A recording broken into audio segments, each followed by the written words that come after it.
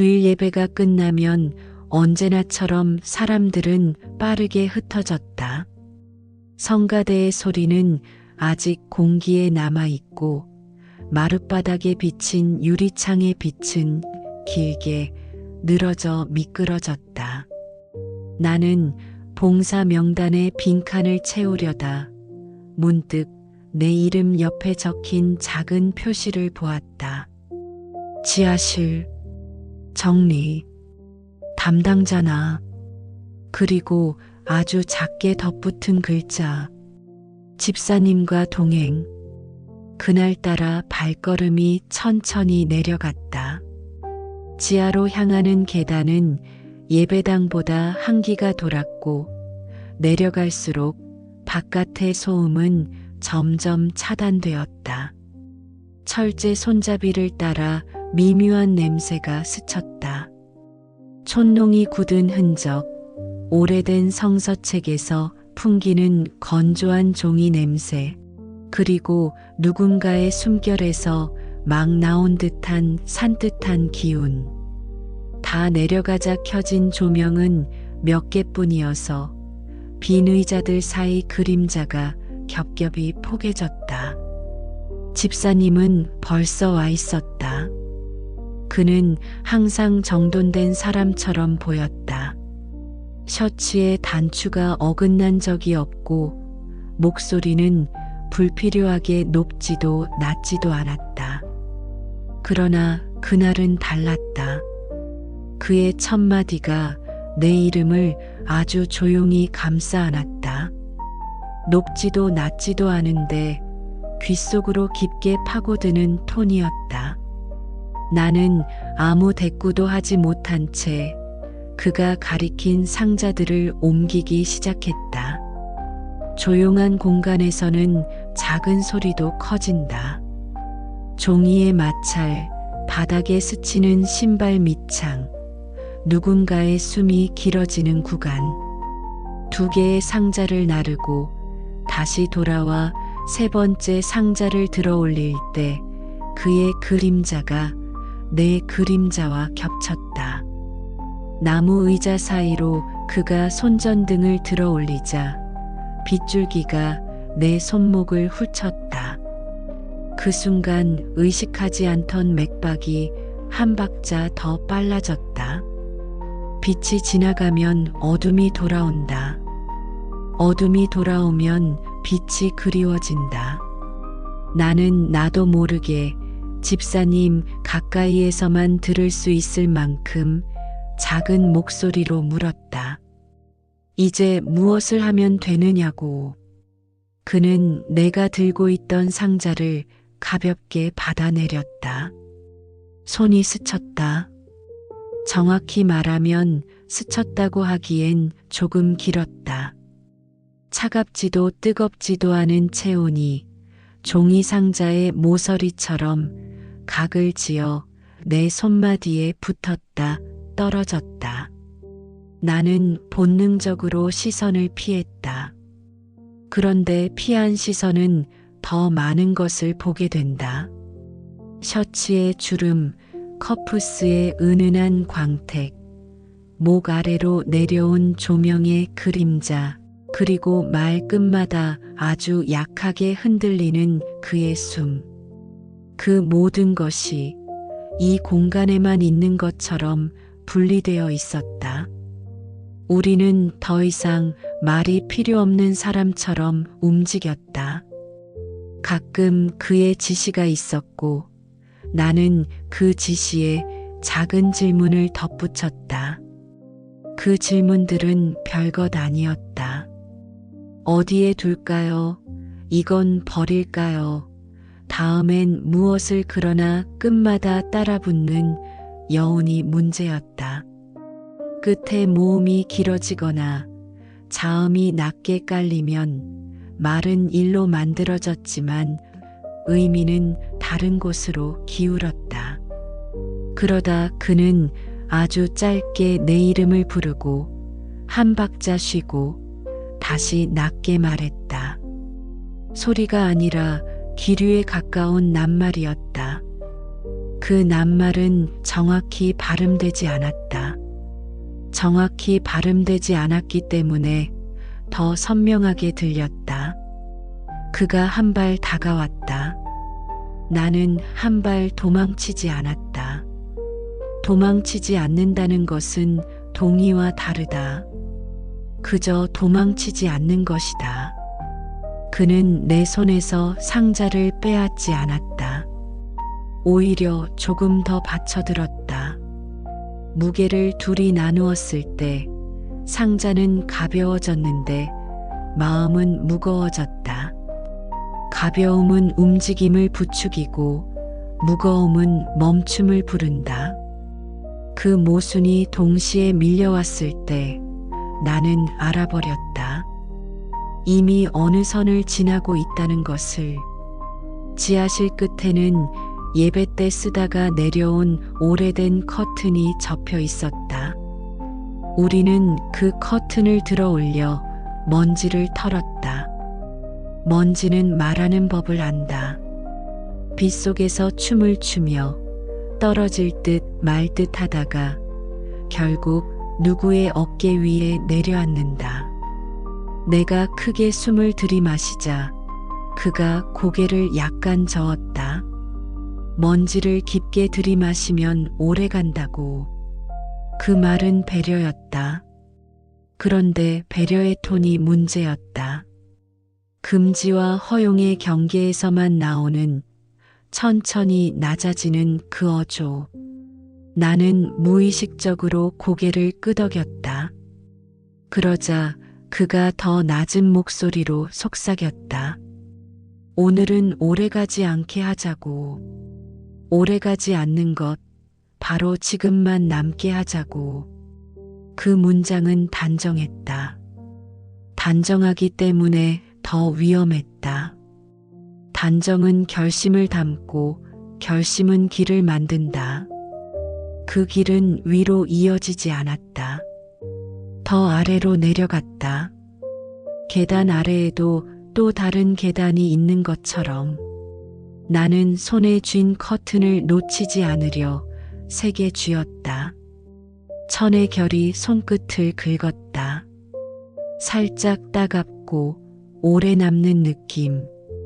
그 느낌이 신호처럼 번지려고 할 때 위에서 발소리가 났다. 아주 가벼운 그러나 분명한 발소리. 둘이 동시에 고개를 들었다. 그는 가볍게 미소를 지었고 나는 아무 표정도 짓지 못했다. 발소리는 멈추었다. 누군가가 계단참에서 망설이는 듯했다. 문손잡이가 살짝 움직이고 다시 멈췄다. 그 짧은 시간이 길게 늘어났다. 그가 내게 손짓했다. 조용히 여기로. 손전등의 빛이 다른 방향으로 돌아갔다. 그림자들이 이동했다. 나는 그의 손짓을 따라 천천히 발을 옮겼다. 마치 나만 아는 길을 걷는 사람처럼 소리를 덜 내려고 바닥의 못을 피하고 의자의 다리 사이를 스쳐 지나갔다. 우리는 오래된 창고문 앞에 섰다. 문은 잠겨 있지 않았다. 그는 문을 밀지 않고 먼저 나를 보았다. 그 시선은 묻는 것이 아니라 기다리는 것이었다. 나는 알 수 없는 고개 끄덕임으로 대답했다. 문이 열렸다. 안은 더 어두웠다. 캄캄함 속에서도 공간은 모양을 갖고 있었다. 오래된 교재, 접힌 현수막, 수화기 없는 전화기, 멈춰 선 벽시계. 그리고 그 모든 것 위로 내려앉은 먼지와 침묵. 그는 문을 닫지 않았다. 닫히는 소리가 위로 올라갈까봐. 대신 문을 거의 닫힌 것처럼, 그러나 완전히 닫히지 않게 살짝만 붙였다. 흔히 그 상태를 어정쩡하다고 말하지만 그날의 어정쩡함은 완벽했다. 나가기에도 머물기에도 같은 거리. 그는 말을 아꼈다. 그리고 내가 말을 꺼내도록 만들었다. 왜 여긴가요? 왜 오늘인가요? 왜 하필 나인가요? 질문이 셋이었지만 사실 하나였다. 지금 이 순간을 당신은 어떻게 부르고 싶은가? 그는 대답하지 않았다. 대신 내가 보지 못하는 방향으로 고개를 돌렸다가 다시 나를 정면으로 바라보았다. 그 눈빛에는 오래된 낱말이 들어 있었다. 환영과 경고와 간청이 한 문장 안에서 겹치는 방식. 그는 아주 낮게 숨을 섞어 내뱉듯 말했다. 오늘은 여기까지. 그리고 다음은 내가 정하라고. 나는 그 말을 집으로 들고 갔다. 들고 가면 안 되는 것들은 되게 가벼워서 들고 가기 쉽다. 그 가벼움이 집안 공기를 바꿨다. 식탁 위 그릇의 배치, 싱크대 물자국의 모양, 거실 시계의 초침이 딱딱 끊어지는 소리. 모든 것이 이전과 같았지만 이전과 같지 않았다. 그날 밤 창밖의 가로등이 내 방 벽에 사각형의 빛을 만들었다. 나는 그 사각형 안으로 손을 넣었다 뺐다. 그 빛은 아무것도 묻지 않았지만 나는 계속 대답하고 있었다. 내일 내려갈까? 아니면 기다릴까? 기다리면 누가 먼저 부를까? 내가 먼저 부르면 누가 먼저 멈출까? 다음 주일 나는 예배가 끝나기도 전에 지하로 향하는 계단을 떠올렸다. 그리고 떠올리는 것만으로도 숨이 조금 짧아졌다. 그 사이에 무슨 일이 있었던 것도 아닌데 무엇인가가 이미 진행 중이었다. 손을 뻗으면 닿을 듯 말 듯한 거리. 말하지 않아도 의미가 넘치는 간격.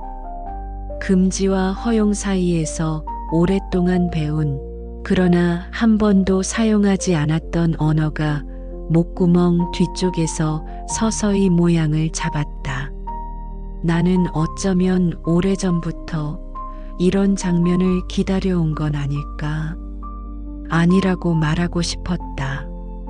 그러나 아니라고 말하기에는 이미 내 안에서 너무 많은 것들이 자리 잡아버렸다. 그 주간 나는 지하실 열쇠가 누구에게 있는지 알아보았다. 관리 집사, 부목사, 그리고 그의 이름. 왜 그에게도 열쇠가 있는지 묻지 않았다. 묻지 않으면 어떤 사실들은 더 오래 지속된다. 대신 나는 다른 질문을 준비했다. 다음에 내려갈 때 불을 몇 개만 켤까? 손전등은 누가 들까? 문은 어디까지 닫을까? 그리고 그 문틈으로 들어오는 공기 속에서 누가 먼저 이름을 부를까? 그의 목소리는 내 기억 속에서 점점 가까워졌다. 이름을 부르는 방식은 변하지 않았다. 애써 평평한 톤, 그러나 끝에서 미세하게 낮아지는 호응. 나는 밤마다 그 끝을 따라가 보았다. 끝은 생각보다 길었다. 끝을 다 따라가면 다시 시작으로 이어졌다. 원을 그리듯 반복되는 끝과 시작. 그 원이 점점 좁아져 어느 순간 내 주변을 감싸고 나의 움직임을 천천히 제한하고 결국 내가 골라야 하는 단 한 갈래의 통로만 남기는 순간 나는 그때를 안다. 아직 오지 않았지만 이미 내 안에 생겨버린 길. 다음 주일 아침 나는 평소보다 조금 일찍 교회에 도착했다. 누군가의 발소리가 계단을 내려가는 소리가 들릴 듯 말 듯 했다. 혹시나 해서 아래를 내려다보니 아무도 없었다. 그러나 오래된 공기 속에서 누군가 방금 지나간 흔적은 지워지지 않았다. 나는 손잡이를 쥐었다가 놓았다. 오늘은 오래가지 않게 하자. 오래가지 않게. 바로 지금만 남게. 한 번 더 속으로 되뇌었다. 그러자 마음속의 시계가 멈춘 듯 조용해졌다. 나는 계단 척칸에 발을 올렸다. 그리고 아주 천천히 조심스럽게 그러나 확실하게 내려가기 시작했다. 그날 이후 나는 주일이 다가올수록 심장이 조금 더 빨라졌다. 단순한 봉사 일정이었을 뿐인데 나의 하루는 그 한순간을 중심으로 다시 짜여졌다. 집안일을 하면서도 손에 커튼의 결이 남아 있었고 밤에 눈을 감아도 지하실에 희미한 조명이 떠올랐다. 일상은 아무렇지 않게 흘러가고 있었지만 그 속에서 나는 이미 다르게 숨쉬고 있었다. 두 번째로 지하실을 내려간 날 집사님은 먼저 와 있었다. 그는 상자를 옮기고 있었는데 그 움직임이 지나치게 느렸다. 천천히 마치 시간을 늘리려는 것처럼. 내가 다가가자 그는 짧게 웃었다. 그리고 아무 말도 하지 않은 채 상자의 뚜껑을 닫았다. 그 안에는 오래된 성가집들이 차곡차곡 쌓여 있었다. 먼지가 일어났고 빗속에서 떠다녔다. 나는 기침을 참았다. 그 순간 그의 손이 내 어깨를 가볍게 스쳤다. 먼지가 들어가지 않도록 조심하라는 듯한 손길. 그러나 그 손길은 먼지를 막는 것 이상이었다. 너무 잠깐이었지만 분명히 오래 남았다. 오늘은 정리할 게 많습니다. 그의 목소리는 낮고 일정했다.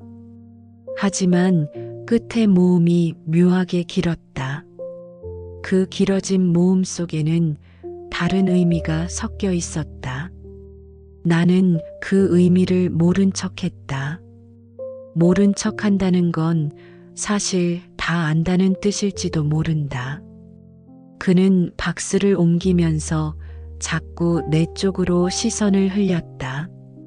내가 시선을 마주치면 곧바로 피했다. 그러나 그 피하는 속도가 늦었다. 늦었기 때문에 더 많은 게 보였다. 그의 눈동자, 입술선, 미세하게 굳어있는 턱선. 그 모든 것이 하나의 신호처럼 다가왔다. 우리가 함께 박스를 옮길 때마다 손이 스쳤다. 처음엔 우연 같았다. 그러나 두 번째, 세 번째는 우연이라 하기엔 너무 자연스러웠다. 그의 손이 내 손등을 따라 미끄러지듯 닿을 때 나는 그저 숨을 고르기만 했다. 말은 나오지 않았다. 말 대신 침묵이 늘어났다. 그런데 그 침묵은 아무것도 없는 공허가 아니었다. 차라리 너무 많은 것들이 겹쳐져서 차마 터뜨리지 못하는 침묵이었다. 그때 위쪽에서 발소리가 들렸다. 계단을 내려오는 듯한 그러나 멈칫거리는 소리. 우리는 동시에 고개를 들었다. 그의 눈빛이 순간적으로 바뀌었다. 놀람, 긴장, 그리고 묘한 즐거움까지. 그는 나를 바라보다가 손가락을 입술에 댔다. 조용히. 그 한 동작이 오히려 모든 소음을 크게 만들었다. 내 심장의 박동, 숨 고르는 소리, 먼지가 떨어지는 소리까지. 발소리는 계단참에서 멈췄다. 그리고 잠시 후 다시 위로 올라갔다. 아무도 내려오지 않았다. 그러나 그 짧은 순간이 길게 남았다. 들킬 수도 있다는 두려움은 곧 들켜보고 싶다는 충동으로 변했다. 그 충동이 나를 당황하게 했다. 이곳은 비밀을 지켜줍니다. 집사님이 낮게 속삭였다. 그의 목소리는 다정했지만 동시에 차갑게 울렸다. 마치 오래전부터 이 말을 준비한 사람처럼. 나는 그 말의 의미를 묻고 싶었지만 묻는 순간 더 깊이 들어갈 것 같았다. 그래서 묻지 않았다. 그러나 묻지 않는 건 대답을 받아들이는 것과 다르지 않았다. 나는 이미 그 말을 기억 속에 새기고 있었다. 그는 오래된 커튼을 다시 펼쳤다. 지난번과 같은 동작이었지만 이번에는 달랐다. 커튼 뒤에서 나는 그의 그림자와 나의 그림자가 하나로 섞이는 것을 보았다. 빛이 사라지면 그림자는 합쳐진다. 그 단순한 사실이 그날은 도저히 단순하게만 보이지 않았다. 그는 내 이름을 불렀다. 아주 낮게, 그러나 또렷하게. 지난번보다 길게, 지난번보다 깊게. 그 이름 속에는 설명할 수 없는 힘이 있었다. 나는 대답하지 않았다. 대신 고개를 들었고 그 순간 그의 시선이 내 목선을 따라 내려왔다.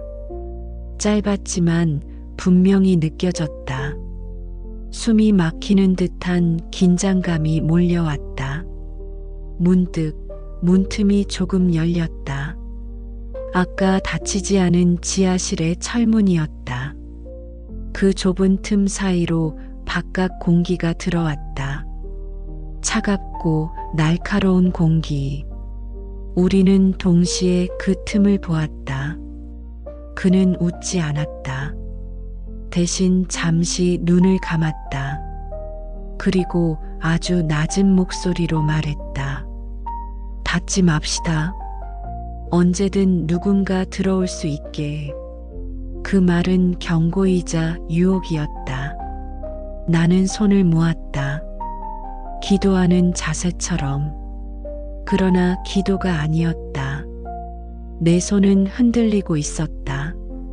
떨림은 감출 수 없었다. 그날 이후 나는 집사님이 어떤 사람인지 더 알고 싶어졌다. 단순한 교회의 봉사자가 아니라 무엇을 감추고 있는지, 왜 나에게 이런 말을 하는지, 왜 굳이 문틈을 닫지 않는지, 그 모든 것이 의문으로 남았다. 그러나 그 의문은 두려움보다 더 강한 끌림이었다. 나는 무언가 잘못된 길을 걷고 있다는 걸 알았다. 하지만 멈출 수 없었다. 이미 첫 발을 내디딘 순간 길은 나를 더 깊은 곳으로 이끌고 있었다. 그날 밤 나는 꿈을 꾸었다. 지하실의 커튼이 바람에 흔들렸고 그 뒤에서 집사님이 서 있었다. 그는 웃지 않았다. 다만 내 이름을 계속 불렀다. 그리고 그 끝에서 다른 목소리가 섞였다. 낮고 낯선 목소리. 계단 위에서 들리던 그 발소리의 주인일지도 모를 목소리. 나는 눈을 떴다. 심장이 터질 듯 뛰고 있었다. 그러나 어쩐지 다시 잠들고 싶었다. 다시 그 목소리를 듣고 싶었다. 그날 이후 나는 더 이상 예배당 위쪽에 집중할 수 없었다. 목사님의 설교가 이어지는 동안에도 내 귀는 지하실로 내려가는 계단 쪽으로만 기울어 있었다. 찬송가의 가사도 성가대의 화음도 모두 다른 의미로 변해 들렸다. 성스럽다는 단어조차 내게는 더 이상 순수하지 않았다. 그 안에 숨어 있는 또 다른 울림이 내 심장을 흔들고 있었다. 예배가 끝나자 사람들은 빠르게 흩어졌다. 나는 봉사 명단을 확인하는 척하며 시간을 끌었다. 집사님은 언제나처럼 보이지 않았다. 그러나 이상하게도 나는 그가 이미 아래에 있을 거라는 확신을 가졌다. 계단으로 향하는 순간 주변의 공기가 달라졌다. 발걸음을 옮길수록 나는 이미 알고 있는 길을 또다시 걷는 기분에 사로잡혔다. 지하실 문을 열자 불빛은 여전히 희미했다. 그러나 이번엔 다른 게 있었다. 문틈 사이로 들어오던 빛 대신 안쪽에서 먼저 나를 기다리고 있는 그림자가 있었다. 집사님이었다. 그는 박스를 옮기지도 커튼을 펼치지도 않았다. 그저 서 있었다. 나를 기다리는 사람처럼. 그의 시선은 단단하게 고정되어 있었다. 마치 내가 도착할 시간을 정확히 알고 있었던 것처럼. 왔군요. 그의 목소리는 낮고 간결했다. 그러나 단순한 인사에 불과하지 않았다. 그 안에는 이미 대답을 알고 있는 사람의 어조가 담겨 있었다. 나는 고개를 끄덕였다. 그 순간 나도 모르게 손을 모았다. 기도하는 모양이었지만 기도가 아니었다. 그저 떨림을 감추려는 몸짓일 뿐이었다. 우리는 마주 보았다. 말없이. 그러나 침묵은 더 많은 말을 품고 있었다. 그는 천천히 걸어왔다. 발소리가 콘크리트 바닥에 번졌다. 단정한 구두 소리가 공간을 울렸다. 가까워질수록 내 숨은 짧아졌다. 그리고 마침내 그의 손끝이 내 손등을 스쳤다. 지난번보다 더 오래, 더 의도적으로. 나는 손을 빼지 않았다. 빼지 않는다는 건 동의가 아니라 거부하지 않는 것이다. 그러나 그 차이는 이미 무의미했다. 무섭습니까? 그가 물었다. 그의 목소리는 조용했지만 울림이 있었다. 나는 대답하지 못했다. 아니, 대답을 하고 싶지 않았다. 무섭다는 말을 하면 모든 게 멈출 것 같았다. 무섭지 않다는 말을 하면 모든 게 시작될 것 같았다. 나는 그 어느 쪽도 원하지 않았다. 아니, 둘 다 원했다. 그는 내 손을 살짝 잡았다. 강하지도 약하지도 않았다. 그저 놓지 않으려는 듯한 힘. 나는 그 손 안에서 맥박이 뛰는 걸 느꼈다. 내 것이었는지 그의 것이었는지 구분할 수 없었다. 그 순간 위쪽에서 다시 발소리가 들렸다. 계단참에서 멈추는 소리. 두 번째였다. 우리는 동시에 고개를 들었다. 그러나 이번엔 아무도 내려오지 않았다. 발소리는 멈춘 채 사라졌다. 우리를 보고 있을지도 모릅니다. 집사님이 낮게 말했다. 그 말은 공포가 아니라 유혹처럼 들렸다. 누군가가 보고 있을지도 모른다는 생각은 이상하게도 더 깊은 열기를 불러왔다. 나는 숨을 고르며 속으로만 중얼거렸다. 왜 이토록 두렵고 왜 이토록 원하게 되는지. 그는 내 손을 놓지 않은 채 가까이 다가왔다. 이제 우리의 그림자는 완전히 하나로 합쳐졌다. 벽에 드리워진 두 그림자는 한 사람처럼 보였다. 나는 눈을 감았다. 눈을 감으면 오히려 더 선명해진다. 그의 숨결이 가까워졌다. 목덜미를 스치는 바람이 실은 그의 호흡일지도 모른다는 걸 알았다. 문을 닫지 맙시다. 그가 다시 말했다. 이번엔 철문이 아니라 우리 사이의 문이었다. 닫지 않는다는 건 언제든 누군가 들어올 수 있다는 뜻이기도 했다. 그러나 동시에 끝까지 열어두겠다는 뜻이기도 했다. 나는 대답하지 않았다. 대신 그의 손을 더 세게 쥐었다.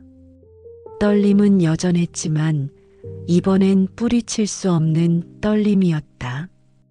그 순간 지하실 불빛이 순간적으로 깜빡였다.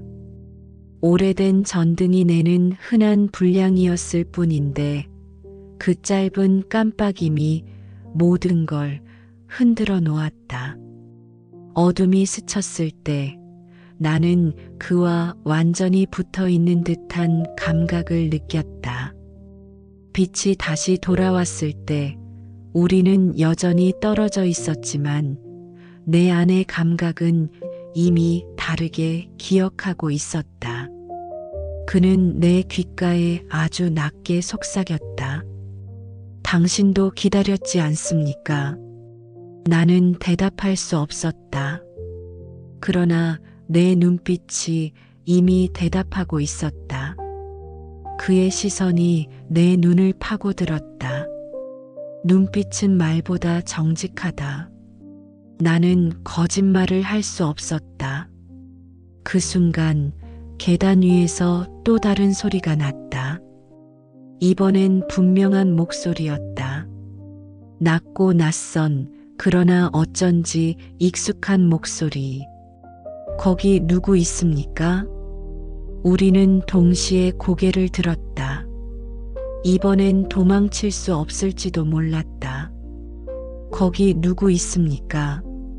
그 목소리가 계단 위에서 울려 퍼졌을 때 내 심장은 온몸을 두드리며 탈출하려는 것 같았다. 낮고 낯설지만 어딘가 익숙한 음색. 우리는 동시에 고개를 들어 올려다보았다. 그러나 철문 너머로는 아무도 보이지 않았다. 발소리조차 더는 이어지지 않았다. 오직 문틈 사이로 스며드는 차가운 공기만이 여전히 존재를 증명하고 있었다. 집사님은 한동안 말이 없었다. 그의 눈빛은 흔들리지 않았다. 오히려 더 고요했다. 그 고요 속에서 나는 오히려 더 큰 공포와 흥분을 동시에 느꼈다. 누군가가 우리를 봤을지도 모른다는 사실은 도망쳐야 할 이유이자 멈출 수 없는 끌림이 되었다. 보아도 상관없습니다. 그의 목소리는 낮게 가라앉아 있었다. 내가 눈을 크게 뜨자 그는 천천히 내 손을 더 세게 쥐었다. 그의 손바닥은 따뜻했고 그 온기는 내 팔을 타고 어깨 그리고 목덜미까지 퍼져나갔다. 나는 고개를 돌리고 싶었지만 돌리지 못했다. 오히려 그의 시선을 정면으로 받아들였다. 그리고 그 순간 나는 알았다. 이미 돌아갈 수 없다는 것을. 그는 나를 천천히 끌어당겼다. 우리의 그림자가 벽에 겹쳐지고 그 그림자는 이제 더 이상 두 개로 구분되지 않았다. 그의 숨결이 내 뺨을 스쳤다. 아주 가깝게, 그러나 아직 닿지는 않은 거리. 그 거리는 미치도록 짧았고 동시에 끝없이 멀었다. 나는 눈을 감았다. 눈을 감는 순간 모든 감각은 배가 된다. 그의 손끝이 내 손가락 사이를 천천히 훑으며 얽혔다. 그 느린 속도는 오히려 더 강하게 내 심장을 조였다. 무서워하지 마십시오. 그의 속삭임은 마치 기도처럼 들렸다. 그러나 그 기도는 신을 향한 것이 아니었다. 오직 나를 향한 것이었다. 나는 숨을 고르며 속으로만 되뇌었다. 지금 멈추면 모든 게 끝날까? 아니면 지금 멈추지 않으면 모든 게 시작될까? 그 어느 쪽도 정답은 아니었다. 계단 위에서 다시 소리가 났다. 이번에는 아주 짧은 기침 소리. 분명 누군가 있었다. 그러나 누구인지는 알 수 없었다. 집사님은 나를 더 가까이 끌어당겼다. 그리고 내 귓가에 아주 낮게 속삭였다. 그들이 우리를 지켜보게 둡시다. 그래야 더 깊어질 테니까. 그 말은 경고가 아니라 초대였다. 나는 떨리는 목소리로 겨우 한마디 내뱉었다. 누구죠? 그는 대답하지 않았다. 대신 내 턱을 가볍게 들어 올렸다. 그의 손끝이 닿자마자 내 몸은 본능적으로 반응했다. 차갑지도 뜨겁지도 않은 손길이었지만 그 안에 담긴 무게는 너무 무거웠다. 나는 숨을 들이마셨다. 공기 속에는 먼지와 함께 설명할 수 없는 열기가 섞여 있었다. 그 열기는 곧 내 안으로 들어왔다. 그 순간 불빛이 다시 깜빡였다. 짧은 어둠이 지나가는 사이 나는 그와 완전히 붙어 있는 듯한 환각을 느꼈다. 어둠 속에서는 상상과 현실의 경계가 사라졌다. 빛이 돌아왔을 때 우리는 여전히 떨어져 있었지만 내 안의 기억은 이미 달라져 있었다. 마치 실제로 닿았던 것처럼. 나는 손을 뻗으려 했다. 그러나 계단 위에서 또 다른 목소리가 들렸다. 이번에는 분명했다. 낮고 천천히 끊어지는 말투. 내려가도 되겠습니까? 그 목소리는 낯설지 않았다. 너무 익숙해서 오히려 더 낯설게 느껴졌다. 내 온몸에 소름이 돋았다. 누구일까? 그리고 왜 지금 여기서? 집사님은 미소를 지었다. 그 미소는 평소 예배 시간에 보던 온화한 미소와 같았다. 그러나 지금은 달랐다. 그 미소 속에는 은밀한 비밀이 담겨 있었다.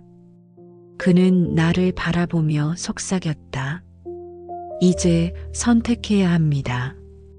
나는 숨을 멈췄다. 선택이라니. 무엇을? 도망칠 것인지 남을 것인지 아니면 더 깊이 들어갈 것인지. 내 심장은 빠르게 뛰었다. 그러나 이상하게도 그 뛰는 심장 소리가 위로 새어나가지 않기를 바랐다. 마치 발각되지 않기를 바라면서도 동시에 발각되기를 기다리는 것처럼. 나는 저항하지 않았다. 아니, 저항할 수 없었다. 집사님의 팔이 내 어깨를 감싸 안았을 때 나는 몸을 굳히는 대신 천천히 숨을 내쉬었다. 그 그 숨결이 그의 가슴에 닿았다. 그의 체온은 내가 상상했던 것보다 훨씬 뜨거웠고 그 온도는 나의 마지막 방어선마저 서서히 녹여내고 있었다. 이제 돌이킬 수 없겠지요. 그의 목소리는 나직했지만 확신에 차 있었다.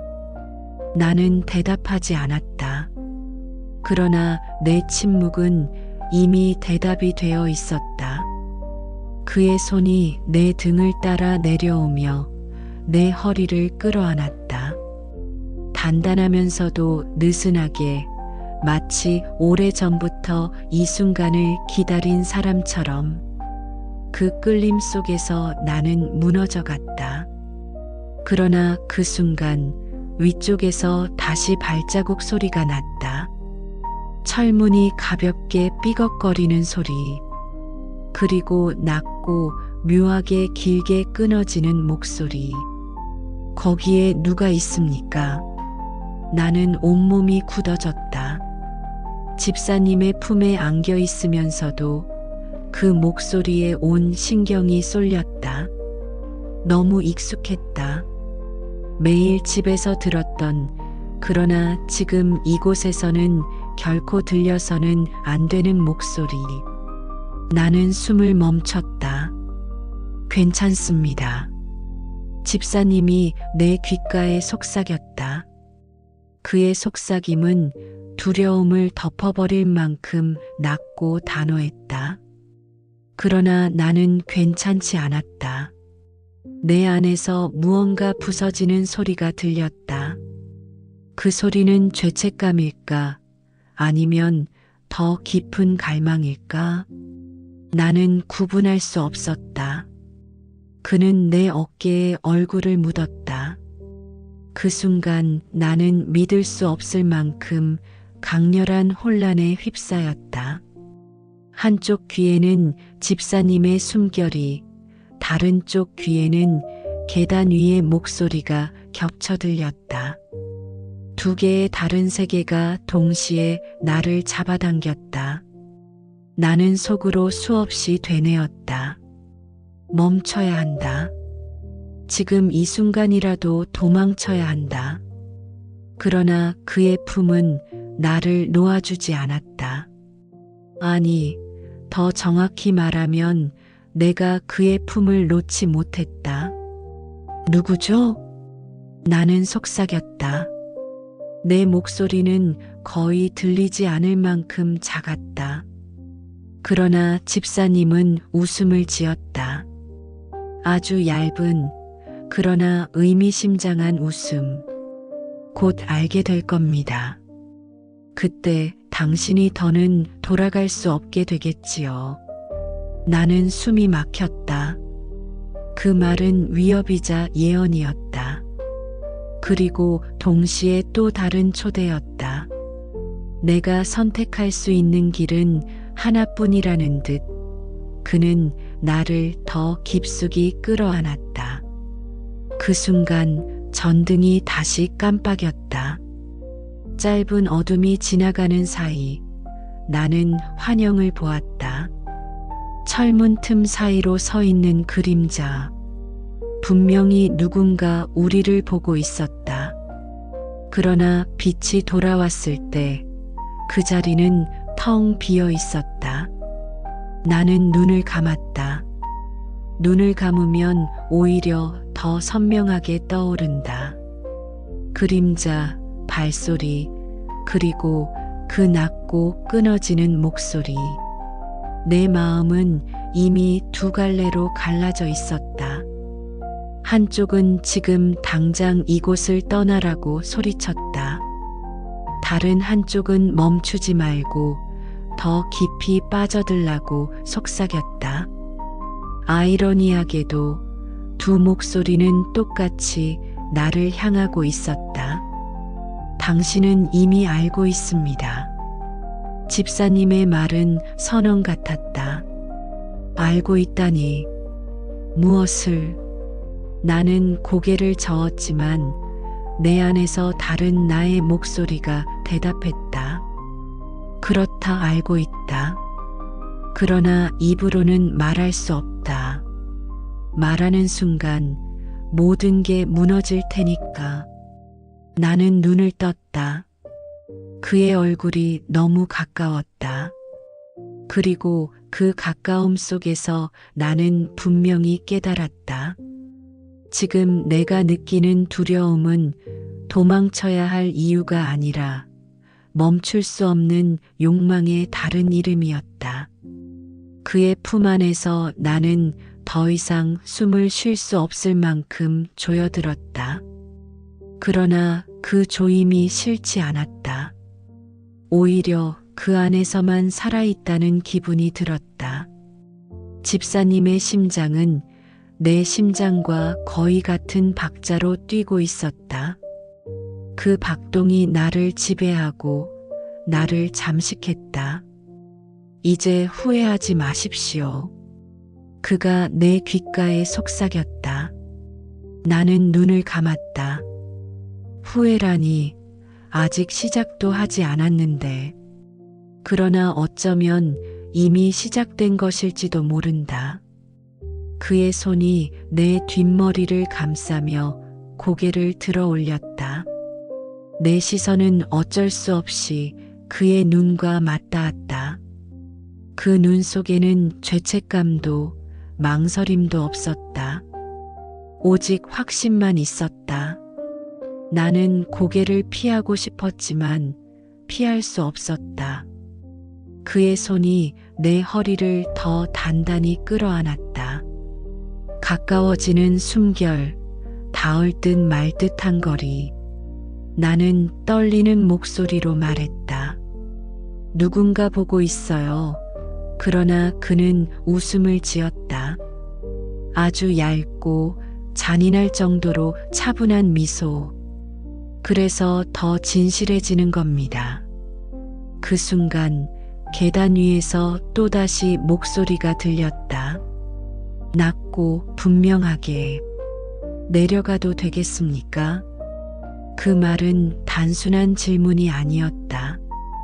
허락을 구하는 말 같으면서도 이미 모든 걸 알고 있다는 듯한 뉘앙스가 담겨 있었다. 내 온몸에 소름이 돋았다. 그 목소리는 너무 익숙했다. 그러나 내 입술은 끝내 이름을 부르지 못했다. 집사님은 미동도 하지 않았다. 오히려 내 어깨를 더 강하게 끌어안으며 마치 계단 위의 존재에게 대답하듯 나를 꽉 쥐었다. 나는 저항하지 않았다. 아니, 저항하지 못했다. 이미 내 몸은 그와 같은 리듬에 맞춰 흔들리고 있었으니까. 선택은 당신 겁니다. 그가 다시 속삭였다. 그의 목소리는 낮고 단단했다. 선택이라니 무엇을? 떠날 것인지 남을 것인지, 아니면 더 깊이 빠져들 것인지. 그러나 나는 이미 알고 있었다. 떠난다는 건 불가능하다는 걸. 나는 그의 품 안에서 눈을 감았다. 눈을 감자 다른 감각들이 더 선명해졌다. 그의 손길, 그의 체온, 그리고 계단 위에서 들려오는 그 낯선 목소리까지. 마치 두 세계가 동시에 나를 덮쳐오는 듯 했다. 나는 숨이 막히는 것 같으면서도 동시에 더 크게 숨을 들이마시고 싶었다. 무서워요. 나는 속삭였다. 내 목소리는 거의 들리지 않았다. 그러나 그는 분명히 들었다. 그리고 대답했다. 무서움은 곧 진실입니다. 진실은 달콤합니다. 그의 말과 동시에 위쪽에서 발소리가 점점 더 크게 울렸다. 철문이 삐걱거리며 조금 더 열렸다. 차갑고 서늘한 공기가 더 강하게 들어왔다. 나는 본능적으로 뒤를 돌아보고 싶었지만 집사님의 팔은 내 몸을 더 세게 죄었다. 그 힘은 도망칠 길을 막으면서도 동시에 내가 가장 원하는 길을 열어주고 있었다. 나는 알았다. 이제는 되돌릴 수 없다는 걸. 발각될지도 모른다는 공포가 오히려 나를 더 깊이 몰아넣고 있었다. 계단 위 목소리의 주인이 누구든 이제 중요하지 않았다. 중요한 건 내가 이미 이 순간을 선택해버렸다는 사실이었다. 집사님은 내 귀에 입술을 가까이 가져왔다. 아주 짧게, 그러나 확실하게. 당신은 이미 나를 선택했습니다. 그 말은 선언이자 판결이었다. 나는 숨을 고르며 속으로만 되뇌었다. 그렇다, 이미 선택했다. 그러나 그 선택이 어떤 결말로 이어질지는 아무도 모른다. 계단 위에서 다시 발소리가 울렸다. 이번에는 분명히 가까워졌다. 이제 곧 철문이 완전히 열릴 것이다. 나는 눈을 감았다. 그 순간 내 심장은 세상에서 가장 빠른 박자로 뛰고 있었다. 그리고 나는 알았다. 이제부터가 진짜 시작이라는 것을. 벽에 기대어 선 내 손끝이 떨렸다. 그러나 떨림은 거부가 아니라 기다림에 가까웠다.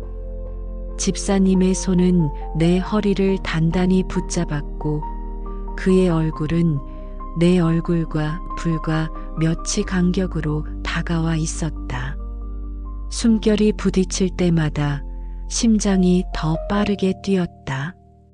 그 심장은 이제 내 것이 아니었다.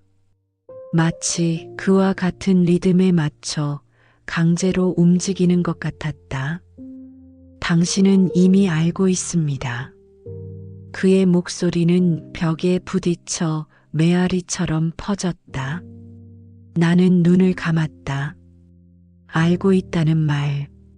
무엇을, 누구를, 그리고 어떤 결말을. 그러나 눈을 감는 순간 더 선명해졌다. 그의 손길, 그의 체온, 그리고 위쪽에서 들려오던 그 목소리까지. 모든 것이 동시에 나를 조여왔다. 그의 입술이 내 귓가에 닿을 듯 가까워졌다. 나는 본능적으로 고개를 살짝 돌렸지만 그 방향은 도망이 아니라 더 깊은 포옹이었다. 그의 손이 내 어깨를 타고 내려와 팔꿈치까지 감싸 안았다. 나는 마치 사냥감이 된 듯한 기분에 사로잡혔다. 그러나 그 사냥은 두려움이 아니라 기묘한 안도감을 불러왔다. 잡힌 순간에만 비로소 자유로워지는 모순 같은 감각. 이제 멈추지 맙시다. 그의 속삭임은 간청이 아니라 명령처럼 들렸다. 나는 대답하지 못했다. 대신 내 손이 그의 어깨를 스쳤다. 그것은 거부가 아니라 확인이었다. 내가 여기에 있다는 확인. 그 순간 내 안에서 모든 죄책감이 흔들렸다. 멈춰야 한다는 이성과 더 깊이 빠져들고 싶다는 본능이 치열하게 싸우고 있었다. 그러나 본능은 언제나 더 조용하고 더 강하다. 그때 계단 위에서 또다시 목소리가 울렸다. 이번엔 더욱 뚜렷하게. 거기에 정말 있는 겁니까? 그 목소리는 낮고 길게 끊어졌다. 내 귀에는 그 말이 이름처럼 들렸다. 너무 익숙해서 부인할 수 없을 만큼 가까운 사람의 목소리. 나는 숨을 들이마셨다. 가슴이 조여왔다. 들어올 겁니다. 집사님의 목소리가 흔들림 없이 이어졌다. 그의 눈빛은 오히려 더 단단해졌다. 마치 모든 걸 예상하고 있었다는 듯. 그는 내 허리를 더 강하게 붙잡았다. 나는 벽에 밀려 도망칠 공간조차 없었다. 그러나 이상하게도 그 막힌 공간이 더 깊은 유혹으로 변해 있었다. 나는 속으로 수없이 외쳤다. 안 돼. 제발 멈춰. 그러나 내 입술은 다른 신호를 보내고 있었다. 닿지는 않았지만 이미 닿은 것처럼 떨리고 있었다. 집사님의 눈동자가 내 입술에 머물렀다. 시간이 느려졌다. 그리고 그 순간 전등이 또다시 깜빡였다. 짧은 어둠 속에서 나는 분명히 느꼈다. 그의 숨결이 내 입술 위에 스쳤다는 것을. 빛이 돌아왔을 때 우리는 여전히 떨어져 있었다. 그러나 내 기억은 달라져 있었다. 내 안에서는 이미 그 순간이 지나간 것처럼 남아 있었다. 나는 더 이상 구분할 수 없었다. 환상과 현실, 욕망과 죄책감, 도망과 선택. 모든 경계가 허물어지고 있었다. 계단 위에 발자국이 한 칸 더 내려왔다.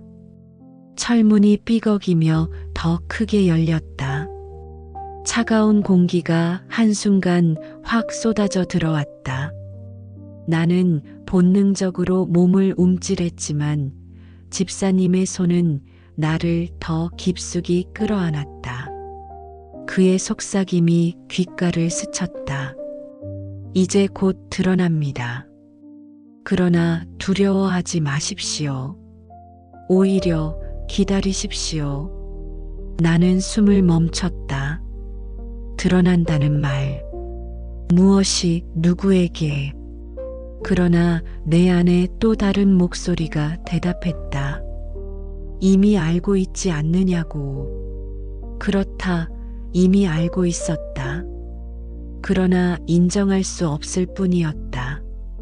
철문이 천천히 그러나 확실히 열리고 있었다. 나는 그 소리를 들으며 눈을 감았다. 이제는 끝일까? 아니면 새로운 시작일까? 어쩌면 그 둘은 다르지 않을지도 모른다. 나는 더는 버틸 수 없었다. 그의 얼굴이 가까워질수록 내 숨은 점점 짧아졌다. 벽에 짚은 손바닥은 차갑게 식어 있었지만 그의 손길이 닿은 허리와 어깨는 불길처럼 뜨거웠다. 두 감각이 동시에 내 안에서 부딪혔다. 차갑게 이성을 붙잡으려는 나와 뜨겁게 모든 것을 놓아버리고 싶은 내가 싸우고 있었다. 거부하지 않았습니다. 그의 목소리가 내 귓가를 파고들었다. 나는 입술을 달싹였지만 말은 나오지 않았다. 대신 내 눈꺼풀이 천천히 내려앉았다. 그것이 나의 대답이었다. 허락도 부정도 아닌 그러나 가장 확실한 신호. 그 순간 그의 이마가 내 이마에 닿았다. 짧고 얕은 접촉이었지만 내 온몸을 흔들기에 충분했다. 나는 본능적으로 숨을 들이마셨다. 그의 숨결이 내 안으로 들어오는 것 같았다. 머리가 어지러워졌다. 모든 소리가 멀어지고 오직 그의 호흡만이 남았다. 나는 벽에 더 깊숙이 밀려 있었다.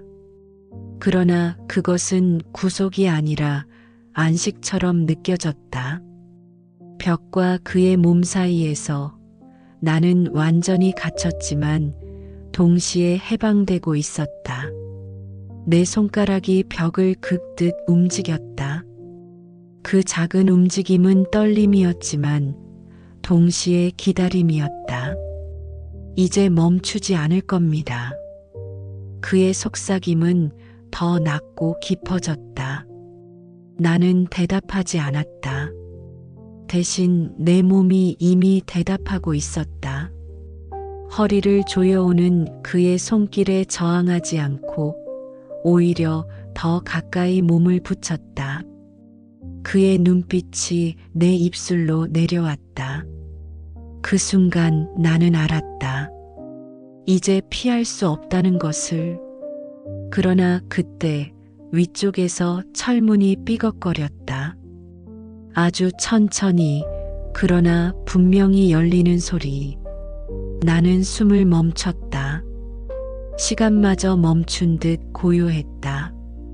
집사님의 얼굴은 조금도 흔들리지 않았다. 오히려 더 가까이 다가왔다.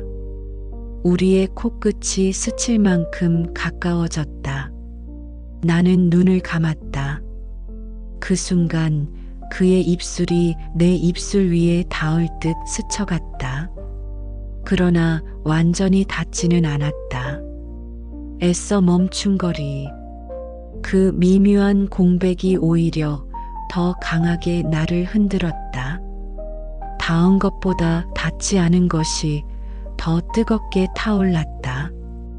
들어오고 있습니다. 집사님의 목소리는 선언처럼 들렸다. 나는 온몸이 떨렸다.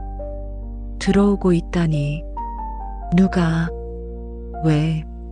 내 심장은 이제 제어할 수 없는 북소리처럼 울려 퍼졌다. 그 소리가 철문 너머에도 들릴까 두려웠다. 그러나 동시에 들려버리기를 바라고 있었다. 철문이 더 열렸다. 차가운 바람이 확 쏟아져 들어왔다. 내 뺨에 닿은 그 바람은 그의 숨결과 뒤섞였다. 차가움과 뜨거움이 동시에 나를 덮쳤다. 나는 눈을 꼭 감았다. 그러나 눈을 감을수록 더 선명했다. 그의 손길, 그의 체온, 그리고 계단 위에서 점점 가까워지는 발자국 소리. 나는 속으로 외쳤다. 멈춰. 제발 지금은 안 돼. 그러나 내 몸은 반대로 움직였다. 내 손이 그의 어깨를 붙잡았다. 그것은 떨리는 거부가 아니라 붙잡고 싶은 간절한 충동이었다. 그의 눈빛이 흔들렸다. 그러나 그 흔들림은 갈등이 아니라 승인이었다. 곧 알게 될 겁니다.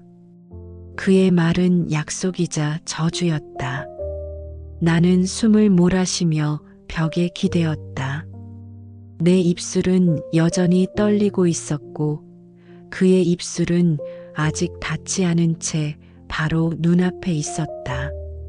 그리고 그 순간 철문이 완전히 열렸다. 강한 빛이 어둑한 지하실 안으로 쏟아져 들어왔다. 나는 눈을 떴다. 그리고 본능적으로 깨달았다. 이제 모든 것이 드러날 것이다. 빛은 너무 강해서 처음엔 아무것도 보이지 않았다. 나는 본능적으로 눈을 가늘게 떴다. 지하실을 덮치던 어둠은 사라지고 대신 날카롭고 차가운 빛이 우리를 감싸고 있었다. 그 빛 속에 계단 위에서 내려오는 그림자가 점점 형태를 갖췄다. 나는 숨을 멈췄다. 집사님의 손이 여전히 내 허리를 붙잡고 있었지만 그 순간 나는 그 손길조차 잊어버렸다.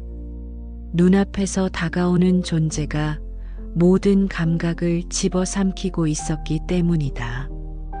발자국 소리가 또렷하게 울렸다. 묵직하고 익숙한 소리. 나는 이미 알고 있었다. 그러나 부정하고 싶었다. 그러나 더는 도망칠 길이 없었다. 여기 있었군요. 그 목소리. 나는 무너져 내렸다. 바로 내 남편이었다.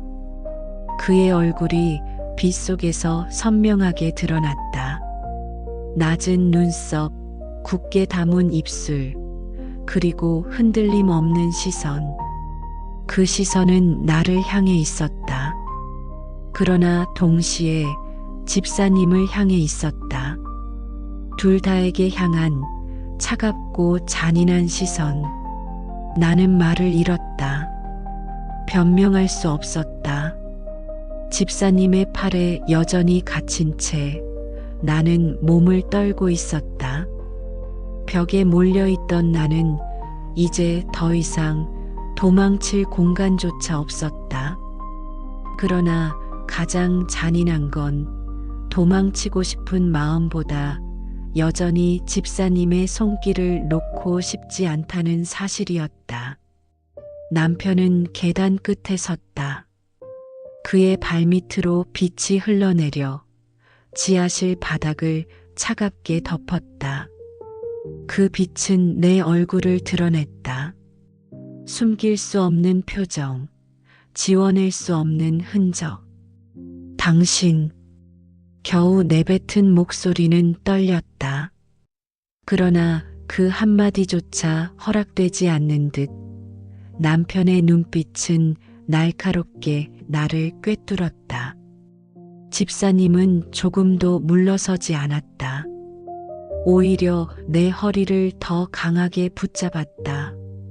마치 지금 이 순간조차 지키겠다는 듯. 그러나 그 지킴은 보호가 아니라 굴레였다.